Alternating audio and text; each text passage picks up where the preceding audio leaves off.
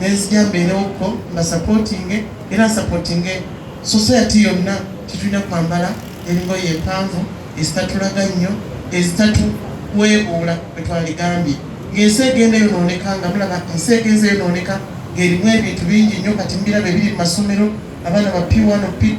As a Muslim, I have to go everywhere, and as a minister, I think I have to go there. Because this is a government which does not discriminate.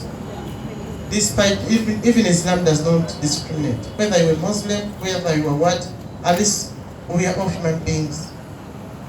As a Muslim woman, I take this pressure and pride in what Nazma Khan, the founder of the World Hijab, did in 2013. When she decided that our dress code as Muslim ladies be emphasized through a celebration, not annually.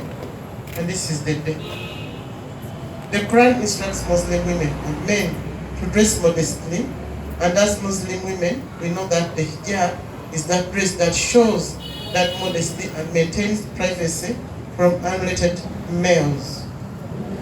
Shamim has talked about this. We're supposed to undress women in our houses,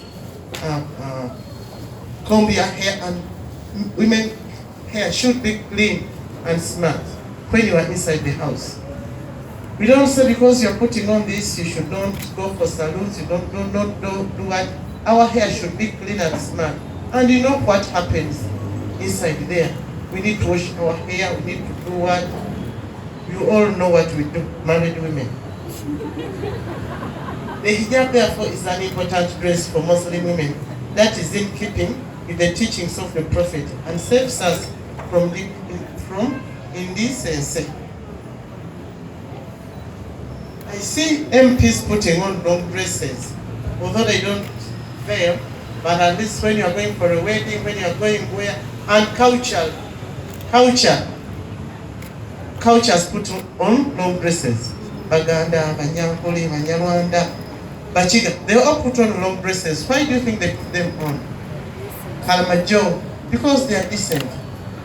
They want to be decent. So we should continue putting on hijabs. Download the app on App Store or Google Play Store now.